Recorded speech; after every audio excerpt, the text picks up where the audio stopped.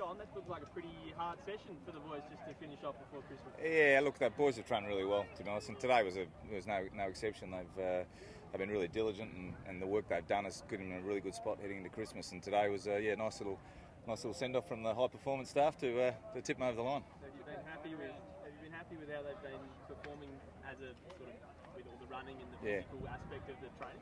Yeah, and the group's in really good shape, which is a real positive for us. Now they get 3 weeks break, which is a good time for them to go back. It's a great time of the year with family and friends and Christmas and New Year and those sorts of things. And this year the extra week just means we send them off with a program, but with a real high level of trust that they'll come back and continue on the work that they've done. And the group's in really good shape. Can you compare it at all to last year, this time around? Every pre-season's different. It's the thing that all I'll say is that you can see them from today. The guys are running really well. They're training at a really high intensity, and the energy's really high, and they're enjoying what they're doing, which is what we're after. Don, it looks like factor in it, Don. The enjoyment side of things. It seems like that's been a huge concerted effort. Well, I think what we've done is we've taken the program and we looked at it at the end of last year and thought, how do we get the footy focus in the program? How do we maybe simplify some things, focus on the things which are going to give us the biggest bang for our buck? And the reality is these guys love being here to play footy. Now there's strength work to do, there's conditioning work, there's game plans to understand. It's how we do that in balance to let them learn how to play the game, learn how to train for the game, and then ultimately do what they enjoy doing, which is the training stuff. So how much has the attitude shift helped the way the guys have been able to do things? And has it lightened the mood on you and lightened the load on the other guys? Well, I think this time of year we're a long way away from playing games, so for us it's now about preparing to play games. So they've got one eye on the future, and I think the capacity to actually enjoy yourself and still work hard, that's probably the nice balance they've found, is that they can come in and actually look forward to coming into getting into training really hard and getting the improvement they want. And like all humans, when you see improvement, you drive to go a bit more. So they're a proud group. We're disappointed with how we went last year, and they're keen to give themselves the best start, which is being prepared and ready to play. Did you veer away from that last year, do you think? That's always the challenge when we had the season we did. As I said, we were disappointed out there. We won 12 games, so we also walk away thinking we know our best is good enough. We didn't deliver that consistently enough last year, and the sort of form they're in now and the way they're training and the way they're attacking their training and the intensity they're training at is the level that's going to be required to get us back up the ladder. So I couldn't be happier with how we hit the Christmas period, and I look forward to what we can do after the Christmas. The big story over the last 24 hours has been about mental health. Wade Schwass has been very passionate about it, saying we need to do more as an industry. Do you think that's right? I know you do a lot with Emma Barr, etc., but can we do more?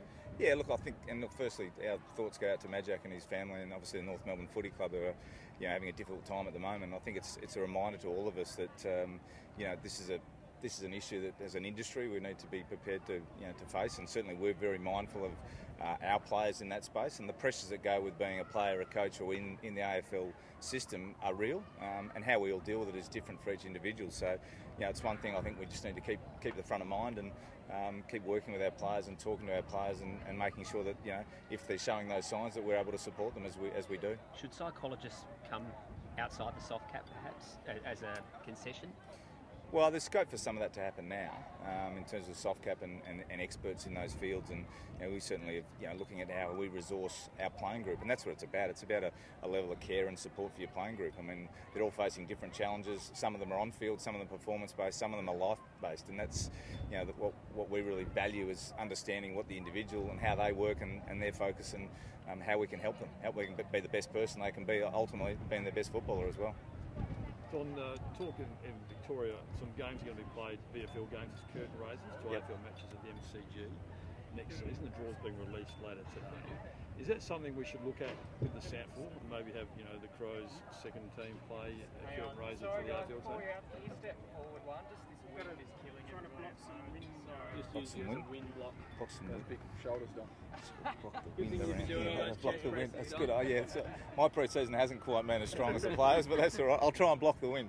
Did you understand that question? Yeah. Oh, look, it's one of the things which I know they're considering. Obviously, there's some logistical issues around the timing of those, and obviously, if they're at Adelaide Oval, members from local clubs may get access to grounds and things. I mean, if I took a pure footy viewpoint, if I was a young guy playing in the SANFL, I'd love the opportunity to play on Adelaide Oval before a Port game or an Adelaide game.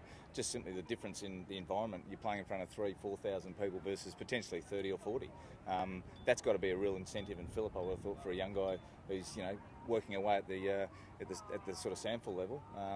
to get that buzz to play in front of that crowd would be great. But as I say, there's other logistical issues to deal with. Good for the fans also, for the Crows fans, if that could happen. Well, it would be if we had a Crows involved, and as I said, it doesn't probably worry me if it was two local clubs playing as a curtain raiser to our game and it didn't involve the Crows. Well, equally, I'd be saying, well, it's probably good for those clubs to get that opportunity, which at the moment they probably only get come the finals or the grand final, really. You got a bit of noise, or there was a bit of noise about potential best of 3 grand finals. Is Yep. it something we should look at seriously? Oh, well, look, I got asked my view on that, and it was, around what do I think, and I put my 2 bobs worth forward, and really it was just something for consideration. I mean, I know when Steve Hocking started in the role, they were saying, well, what would we do if we had a blank bit of paper, and what would it look like, and how could we maybe structure things differently, from trading to drafting to list sizes to fixturing to finals and those sorts of things. That was just one idea that came up, and I don't think it's going to get much traction from what I can gather, but that's okay.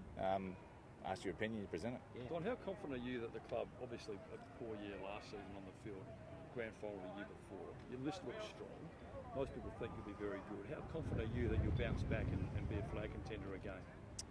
Yeah, well, we have, as I said, we felt like our best is good enough.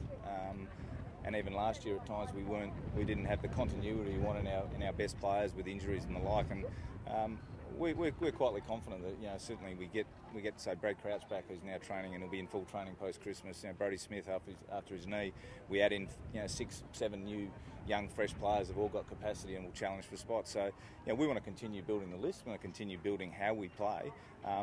But we head into the season knowing that it's a tough, uncompromising competition, as we learnt last year, and we've got to keep getting better, and that's really what our focus is now, is about just improving in those areas to give ourselves the best chance to hit round 1 ready to compete and to win games. Daniel Talia returning in, say, February? Yeah, well, Tails unfortunately had that little knee thing which he's had to tidy up, so look, we're hopeful he'll be back running sort of middle, late January, which puts him on track. And I know, talking to Daniel, he's pretty fastidious with his planning and the way he's going about it, so he's already got dates and calendars marked out in terms of targets to meet and do, and I know he'll do everything he possibly can to get himself available, and I wouldn't be surprised if he jumps ahead of that schedule. But the news out of the surgery was really positive. They're really confident they've sorted the issue out, and it gives him a chance of coming up and being available for summer JLT into the season proper. So that's good news for us from Daniel's viewpoint. Do you know what he did at home to require knee surgery? Yeah, from what I understand, because I asked him, I said, what were you up to? What was going on? And he said he was just lying in bed and he rolled, and he actually just tucked his leg in behind it, just sort of caught. Right. So one of those minor things. We've had guys tweak things, bending over, cleaning out dishwashers. It's like, and we got to remember, we got fairly finely tuned guys, and obviously that was an issue which they thought it wasn't worth the risk of pushing him on in training. To get it sorted out now, give him the best chance of being fully available for next year. So fair to say no more dishwashers? No, well, he wasn't dishwasher. Someone else had a dishwasher last year. This one was just in bed, sort of stretching, rolling over, apparently. So anyway, it's Can I just ask one about Brad Crouch? How nice is it to see him running around for 80% of the session? Yeah. Most of the group? Oh, I'm just really happy for Brad, to be honest. I mean, he had a really difficult year last year, and he's had a frustrating period in his career. So I'm just wrapped for him. He did a lot of work last year, a lot of frustration last year, and he's tracking really well. He's pain-free. Quite rightly, they're managing him appropriately. There's no point going back to 100% noise and finding he gets sore. So, but having talked to him just before, he's excited about Christmas, excited about coming back in and getting into full training and being ready to go and playing footy, because that's what he's here to do. That's what he loves doing. So it's good for him. Really good. Fit him in. Yeah. I'm pretty confident we'll have a spot for him if he gets up and going. Yeah. What does the Pyke Christmas involve? Heading back to Perth tomorrow, and then heading down south of Perth for a couple of weeks down there. So a bit of R&R with the family, which would be nice. Some nice bottles of red wine in the southwest. Well, there might be a bottle of red wine or two.